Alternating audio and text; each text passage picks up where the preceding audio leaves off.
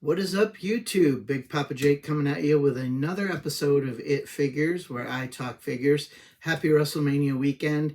As I record this, it's about 45 minutes till WrestleMania Night 1 on Saturday kicks off. Ready to yeet all over the place here.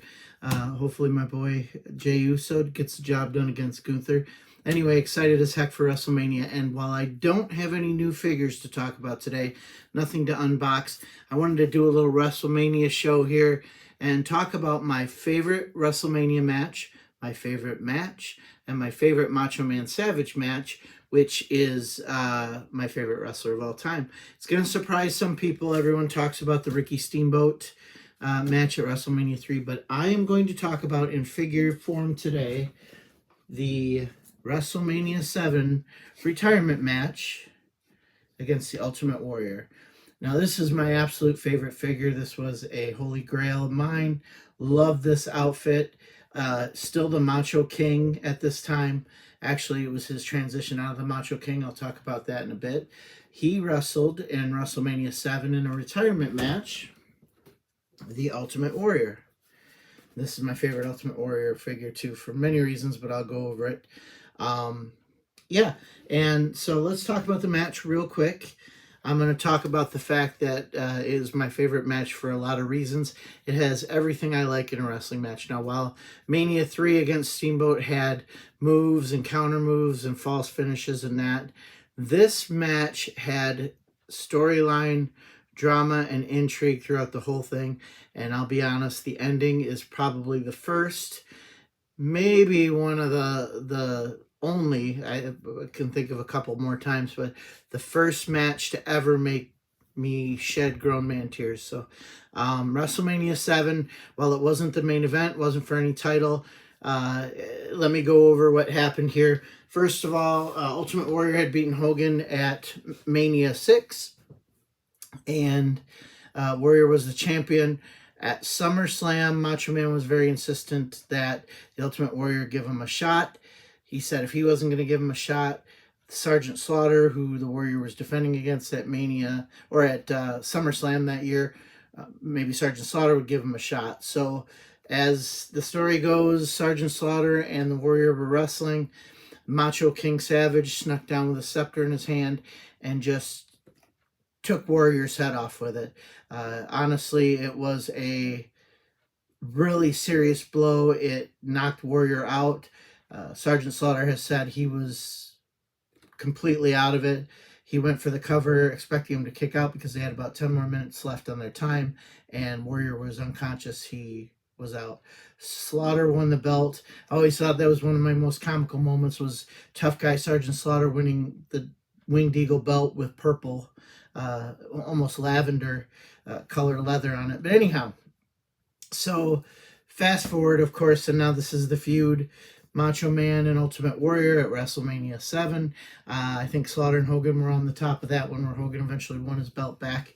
But it was a career versus career match. So Warrior versus Savage. Now this is the time where Savage was wanting to get off the road, kind of burnt out, wanted to do more, behind the scenes, and ended up announcing. Turned out he didn't stay back there that long, ended up going to WCW a year or two later. But anyhow, so they came up with the retirement match angle, and ultimately, it was Macho Man, Macho King Randy Savage at the time, and his lovely, sensational Sherry, or Queen Sherry, by his side, against the Ultimate Warrior in a career versus career match. Loser leaves WWF, or at least retires from wrestling. So let's go over these figures, and I'll talk about the match itself and why it was my favorite. But take a look at that. This is the defining moments. Not sure what even year it's from. March 24th, 1991. Macho King reunites with Miss Elizabeth after career-ending defeat. Spoiled the ending, but I think anyone who's interested in this probably knows how it ends. Macho King Randy Savage showed fans his softer side at WrestleMania 7 when he reunited with his former manager, Miss Elizabeth, after losing a career-ending match to the Ultimate Warrior at the Los Angeles Sports Arena. Savage was carried to the ring with his manager, Sensational Sherry, Queen Cherry, respect, and punished the Ultimate Warrior like no one had ever done before, landing his patented elbow drop from the top rope 5 consecutive times. And I had never seen this. Savage going up and down 5 times at the end of that match. The Warrior would not be denied. After kicking free from Savage's pin attempt, he hit the Macho King with several massive spears before he secured the victory. After the match ended, an enraged Sherry sprinted to the ring to attack Savage. But Miss Elizabeth, who had been watching from the ringside seat, immediately rushed to Savage's side and chased off Sherry, reuniting the two and bringing the sellout crowd to his feet. In an emotionally charged moment, Savage held the ropes down for Miss Elizabeth to exit after years of her having done it for him. So that was the story in a nutshell. As you can see, I love the defining moment packaging from back then. Absolutely love it. I've talked about the legends kind of taking this shape as well. Love it. Got the gold, defining moments, WWE, Macho Man Savage on the side, both sides. No cross-sell on the back. I don't know. I don't even think I was collecting when these started coming out. I don't know if they came out in waves or just one a year or how they did it. But so now let's take a look at Sensational Sherry, Queen Sherry. She's got her crown, got her purple gown there. This is not the outfit she was wearing that day, but again, this figure's awesome. Sensational Sherry on the back. There's a picture of her in her face paint, kind of a wrestling gear. And this was a, I think this was a special edition. Yep, collector's edition, so it doesn't have a cross-sell on the back. Sensational Sherry, WWE Women's Champion, AWA Women's Champion, if you remember her from the AWA, which is why she was billed as Sherry Martel, as Rick Martel's sister, even though she wasn't, and WWE Hall of Fame inductee. From dominating women's champion to managing legends like the Macho King, Sensational Sherry is truly one of the greatest of all times. Also, her work with the Harlem Heat is amazing to me. But great wrestler, great manager, respect. And this figure is awesome. Now let's take a look at the Ultimate Warrior, and I'll talk a little bit about this too. Ultimate Warrior, who had I'd say patterned after Rick Rude, because I think he did. He's got Macho Man and himself on the duster. He's got the laces coming down from the back of the duster there. Didn't come with any titles because, of course, it wasn't a title match. Extra hands. Got the knee pads, one with Savage, one with himself. Savage on the trunk. And on the back of his tights, I remember this distinctly because I think Bobby the Brain or Gorilla pointed this out, which, let me get sidetracked here. Brain and Gorilla announced this match. One of the reasons it's my favorite. But on the back of Ultimate Warrior's tights, I wish I could open this and show you, but I haven't opened this.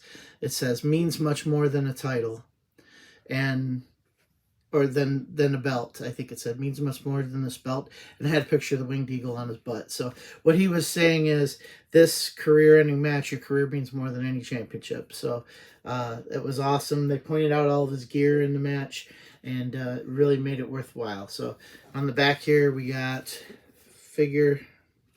We got the Ultimate Warrior posing on the ropes from the actual match. Let's read what it says. Ultimate Warrior, 6'2", parts unknown.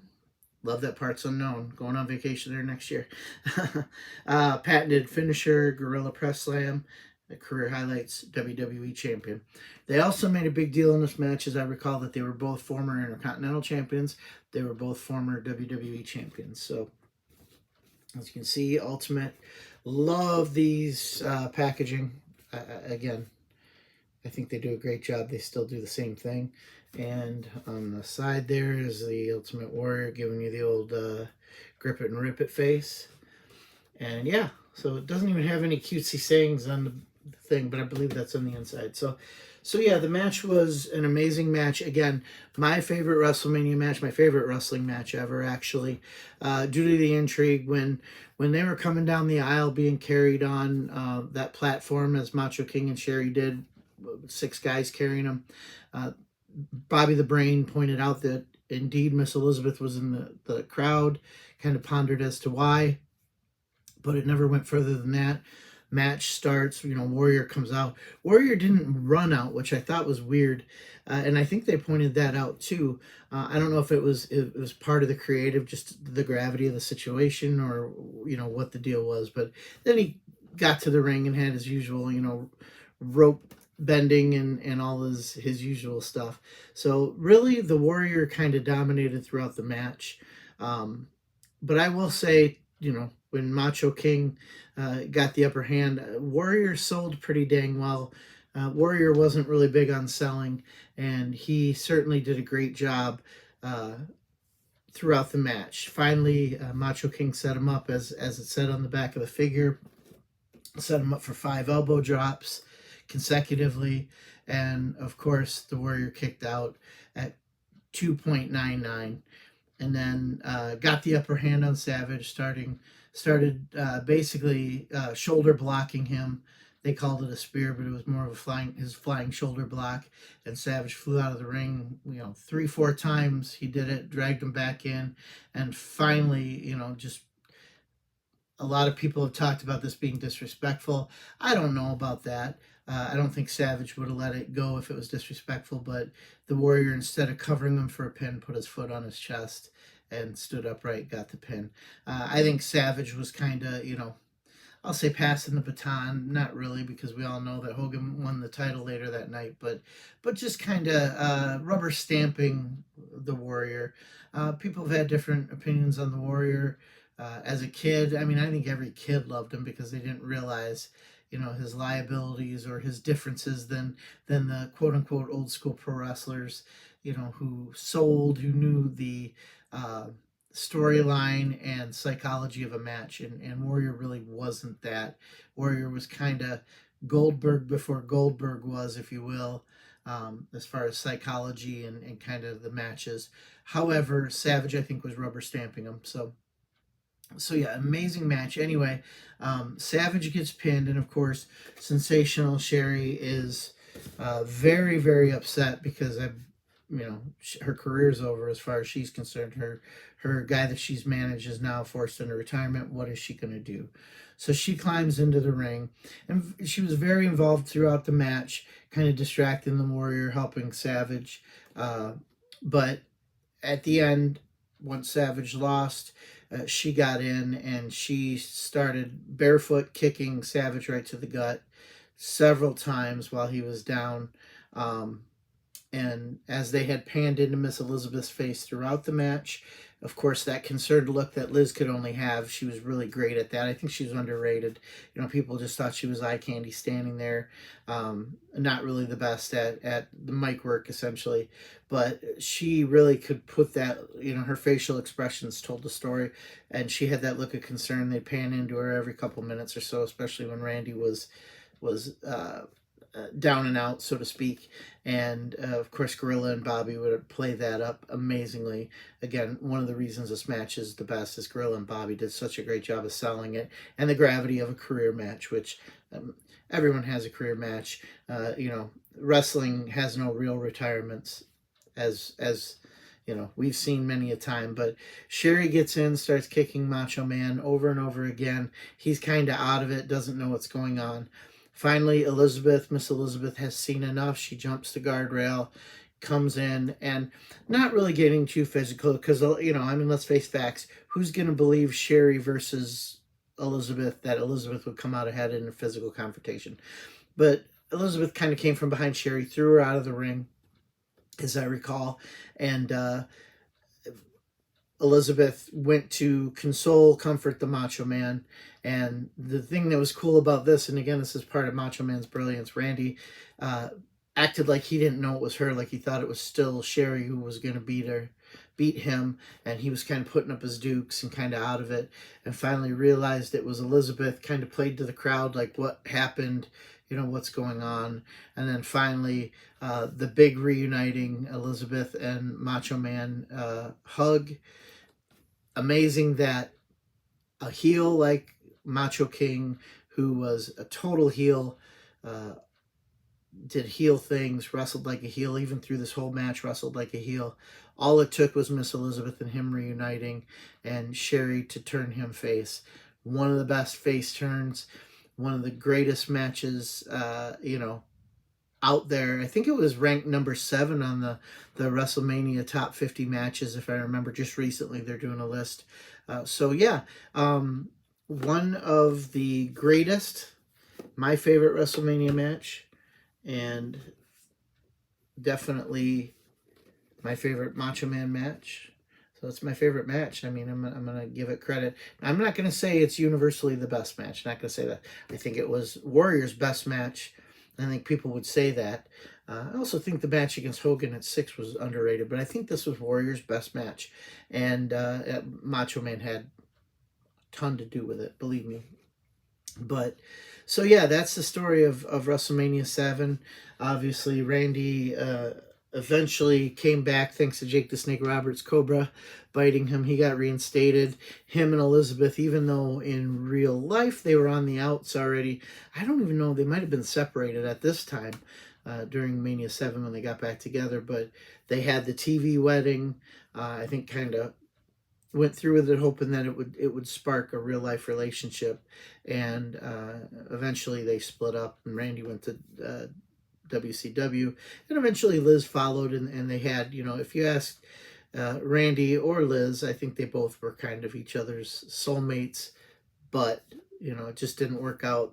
The relationship it was in a toxic environment, and it just, they ended, I think they both loved each other till the end of their lives. But that being said, again, amazing face turn, amazing match. My favorite WrestleMania match. Tell me your favorite WrestleMania match. Like and subscribe below, and just comment. Hey, what's your favorite WrestleMania match? I know a lot of people are going to say the match that got inducted into the Hall of Fame last night. They inducted a match into the Hall of Fame for the first time, a moment, as they called it, and that was the Brett and Austin match from WrestleMania 13. Agree, great. One of my top 5. But this is my favorite. But drop yours below. Let me know what you think, and we will meet up with you after WrestleMania when I got some new figures to open. So appreciate you watching. Good hunting out there, and deuces, go Jey Uso. Yeet.